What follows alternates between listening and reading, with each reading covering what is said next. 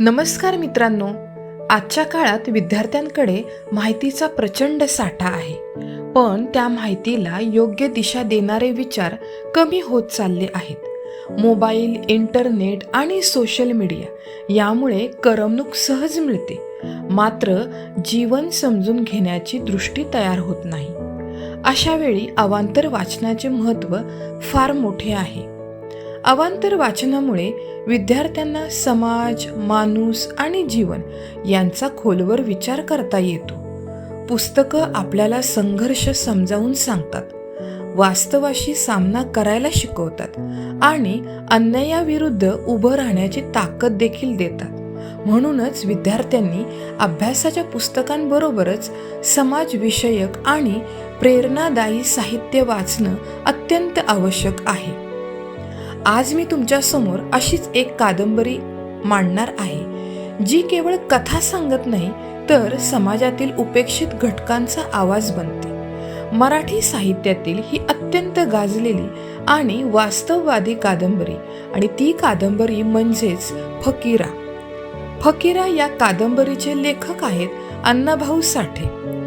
अण्णाभाऊ साठे हे मराठी साहित्यातील एक महान लोकशाही लेखक, समाजसुधारक आणि विचारवंत होते. त्यांनी आपल्या लेखनातून नेहमीच कष्टकरी, दलित, उपेक्षित आणि शोषित समाजाचा आवाज मांडला. अण्णाभाऊ साठे यांच्या साहित्याची भाषा साधी पण आशय अत्यंत प्रभावी आहे. त्यांच्या लेखनशैलीत वास्तववाद दिसून येतो. त्यांची कथा, कादंबऱ्या, पोवाडे, लोकगीते प्रसिद्ध आहेत. या माध्यमातून सामाजिक अन्याय, दारिद्र्य, संघर्ष, माणसाची जिद्द त्यांनी प्रभावीपणे मांडली. फकीरा ही कादंबरी त्यांच्या सामाजिक जाणीवेचे उत्कृष्ट उदाहरण म्हणता येईल. फकीरा ही कादंबरी ग्रामीण भागातील उपेक्षित समाजाच्या जीवनावर आधारित आहे. फकीरा हा या कादंबरीचा नायक असून तो एक सामान्य, गरीब पण स्वाभिमानी व्यक्ती आहे.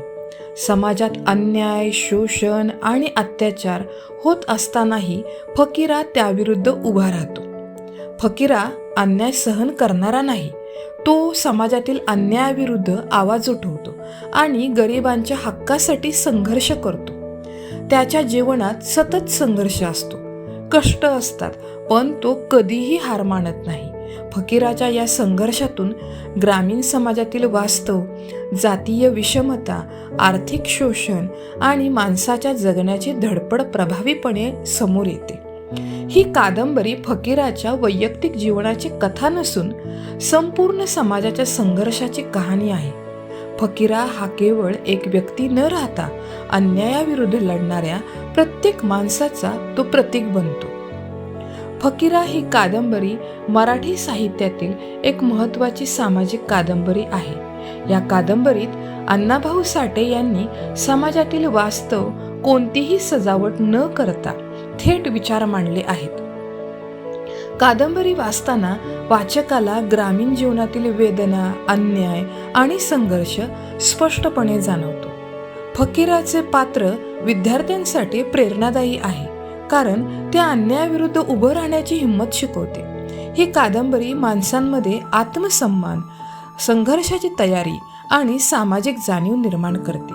अण्णाभाऊ साठे यांची भाषा सोपी असली तरी ती मनाला भिडणारी आहे, आणि म्हणूनच फकीरा ही कादंबरी आजही तितकीच प्रभावी वाटते. फकीरा ही कादंबरी विद्यार्थ्यांना समाजाकडे डोळसपणे पाहायला शिकवते.